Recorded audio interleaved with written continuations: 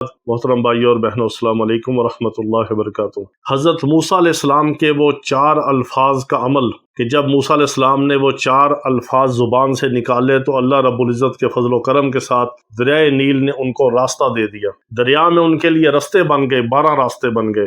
یہ وہ مبارک کلمات ہیں جو حضرت موسیٰ علیہ السلام کی زبان سے ادا ہوئے تو دریا نے بھی، پانی نے بھی ان کو راستہ دے دیا۔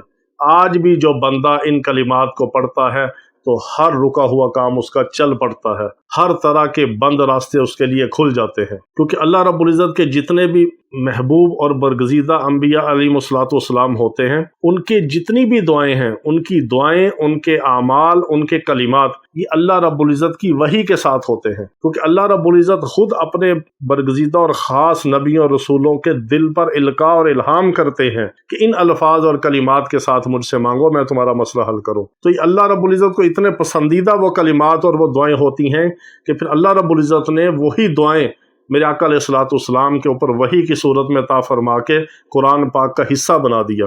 یہ وہ مبارک دعائیں ہیں کہ جن کی قبولیت میں کوئی شک نہیں۔ ہم ویسے جتنی بھی دعائیں کرتے ہیں، جتنے اعمال کرتے ہیں، اپنی اپنی زبانوں میں کرتے ہیں، اپنے اپنے حالات کے مطابق ہم اس کے جملے اور کلمات ادا کرتے ہیں، نہیں جانتے کہ وہ قبول ہیں یا نہیں قبول۔ لیکن اللہ رب العزت کے پاک کلام میں اللہ کی طرف سے جو وحی کردہ اعمال ہیں، پھر اللہ کے برگزیدہ نبیوں کی طرف جن کی نسبت ہے، اللہ کے کسی نبی نے کسی خاص موقع پہ جن الفاظ کے ساتھ، جن کلمات کے ساتھ اللہ سے دعا کی اور اللہ کو وہ دعا اتنی پسند آئی کہ اپنے قرآن کا کلام کا حصہ بنا کے قیامت تک کے لیے اس کو محفوظ کر دیا، ان کی قبولیت میں کوئی شک نہیں ہوتا۔ یہ انبیاء علیہ الصلوۃ والسلام کی ایسی مبارک دعائیں ہیں کہ ہمیں چاہیے کہ ہم ہر وقت، ہر حال میں، موقع محل کے مطابق حضرات انبیاء علیہ الصلوۃ والسلام کی جو مبارک دعائیں ہیں ان کو سب سے آگے اہمیت دیں، ان کو ترجیح دے کے ان سے ہم فائدہ حاصل کریں، دنیا کے معاملات کے اندر بھی، آخرت کے معاملات کے اندر بھی۔ جتنے بھی ہمارے دنیا کے معاملات ہیں،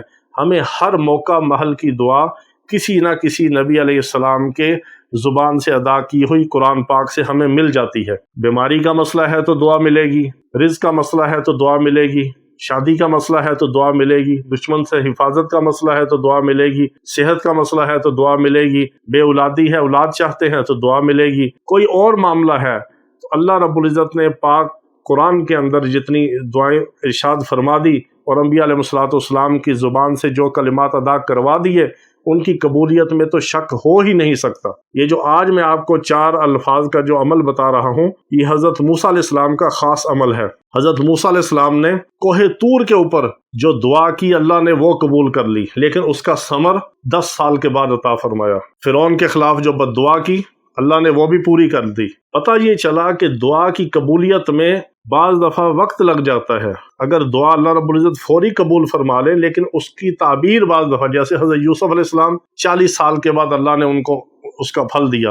حضرت موسیٰ علیہ السلام کی دعا اللہ نے فوراً قبول کر لی، لیکن اس کا جو نتیجہ ہے وہ 10 سال کے بعد نکلا، فرعون کی ہلاکت اور فرعونیوں کی ہلاکت کی صورت میں۔ وہ بد دعا پوری ہوئی لیکن 10 سال کے بعد اس کا ثمر ملا۔ اس طرح ہمیں یقین کے ساتھ دعا کرنی چاہیے۔ اور جب حضرت موسیٰ علیہ السلام بنی اسرائیل کو لے کے نکلے تو پیچھے فرعون کا لشکر ہے، لاکھوں کی تعداد میں، اپنے جاہ و جلال کے ساتھ، اپنے کروفر کے ساتھ سارا، اور اپنے ساز و سامان کے ساتھ، سامان ضرب و حرب کے ساتھ وہ پیچھا کر رہے ہیں کہ ابھی ہم بنی اسرائیل کو پکڑیں گے اور موسیٰ علیہ السلام کو پکڑیں گے اور ہم ان کے ساتھ یہ کریں گے۔ تو جب آگے دریائے نیل آ گیا تو موسیٰ علیہ السلام کے جتنے حواری تھے اور بنی اسرائیل والے تھے وہ گھبرا گئے اور انہوں نے کہا کہ اے موسیٰ، آگے تو دریا ہے اور پیچھے فرعون ہے، ہم کہاں جائیں گے؟ اس وقت حضرت موسیٰ علیہ السلام نے کیا فرمایا؟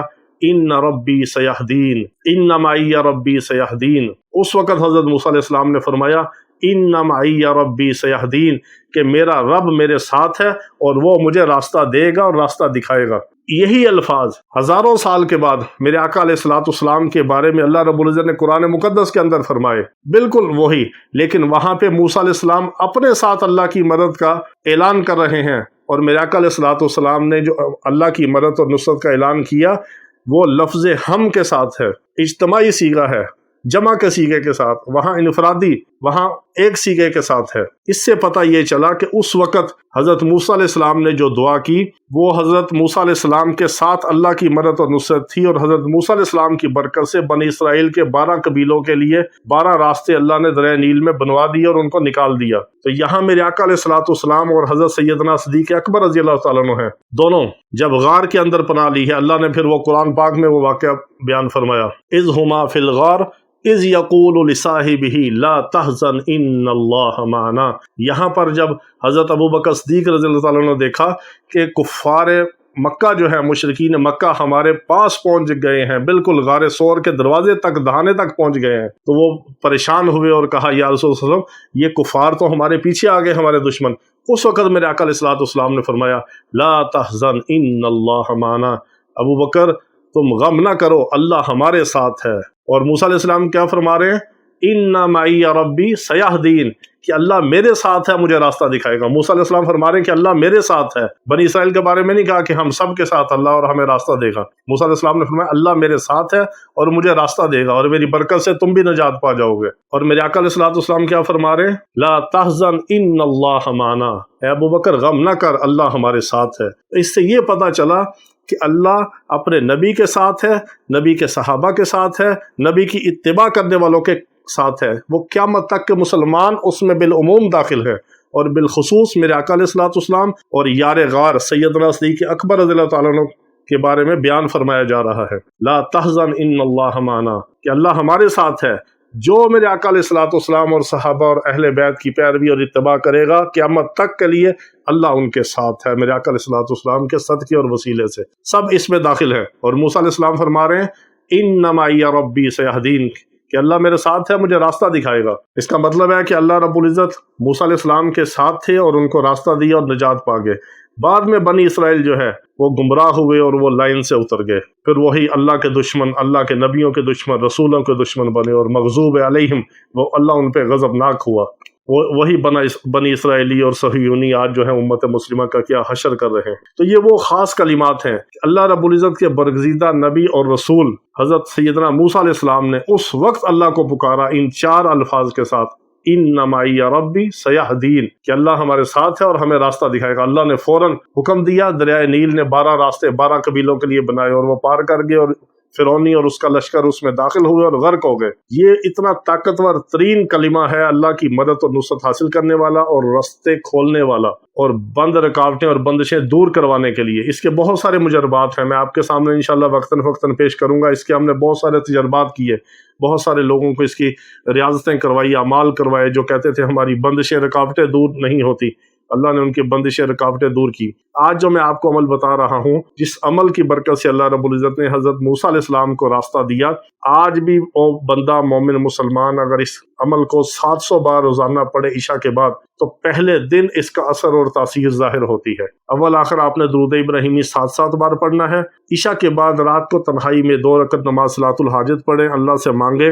اس کے بعد تنہائی میں بیٹھ کے اللہ کی طرف لو لگا کے اس کے الفاظ، معنی، مفاہیم اور تفسیر اور ترجمے کو ذہن میں رکھ کے توجہ اور دھیان کے ساتھ، خشوع خضوع کے ساتھ آپ پڑھیں، ان معی ربی سیہدین، بے شک میرا رب میرے ساتھ ہے، وہ مجھے راستہ دکھائے گا، مجھے ہدایت دے گا، مجھے نجات دے گا، میرے لیے راستہ بنائے گا۔ آپ اپنے کسی بھی مقصد کے لیے پڑھیں، یہ 7 دن کا عمل ہے۔ 7 دن کے اندر اندر اللہ رب العزت وہ کرشمات دکھاتے ہیں، انسان کی عقل دنگ رہ جاتی ہے۔ ہمارے تمام اعمال کی سب مسلمانوں کو عام اجازت ہے، خاص اجازت کے لیے جیسے میں عرض کرتا ہوں صرف کمنٹس میں اپنا نام لکھ دیا کریں، خاص اجازت دے دی جاتی ہے۔ بعض پھر لوگ یہ سوال کرتے ہیں جی ہمیں آپ نے جواب نہیں دیا، رپلائی نہیں کیا، بعض میسیج پہ میسیج کرتے رہتے ہیں، کالز پہ کالز کرتے رہتے ہیں، واٹس ایپ پہ میسیج، وائس میسیج صرف علاج معالجے کے حوالے سے، ویڈیو کے متعلق پوچھنے کے لیے، اجازت کے لیے واٹس ایپ پہ نہ کوئی کال کیا کریں نہ میسیج کیا کریں، وہاں پہ جواب نہیں دیا جاتا۔ واٹس ایپ پہ صرف علاج معالجے کے حوالے سے جنات جادو کے مریض جو علاج کے لیے آتے ہیں یا رابطہ کرتے ہیں، یا جن کا علاج چل رہا ہوتا ہے اندرون ممالک سے، بیرون سے، صرف وہ رابطہ کرتے ہیں واٹس ایپ پہ وائس میسیج کی صورت میں۔ ان کو بھی باری سے جواب دیا جاتا ہے. لیکن اجازت کے لیے، عمل کی ترکیب پوچھنے کے لیے، ویڈیو کے متعلق صرف کمنٹس میں آپ اپنا نام مسئلہ لکھ دیا کریں، اور وہ بھی رپلائی کرنا ضروری نہیں ہوتا. اگر آپ کے کمنٹس پہ لائک آ جائے تو سمجھے کہ آپ کی وہ بات بالکل صحیح ہے، ایکسیپٹ ہے. اگر اس میں کوئی ایسی چیز ہو تو پھر اس کا جواب دے دیا جاتا ہے. اس لیے جلد بازی بھی نہ کیا کریں، ہمارے لیے بھی دعا کیا کریں، تمام اعمال کو مسلمانوں تک پہنچایا کریں، خود ان سے فائدہ اٹھایا کریں، اور میرے آقا علیہ الصلوۃ والسلام کی پوری امت کے لیے دعا کیا کریں. ہمارے لیے، ہماری اولادوں کے لیے، ہمارے روحانی جسمانی علاج معالجے والے مریضوں کے لیے دعا کیا کریں. اللہ رب العزت تمام بیماروں کو شفاء کاملہ عاجلہ مستمرہ عطا فرمائے. وآخر دعوانا ان الحمد للہ رب العالمین.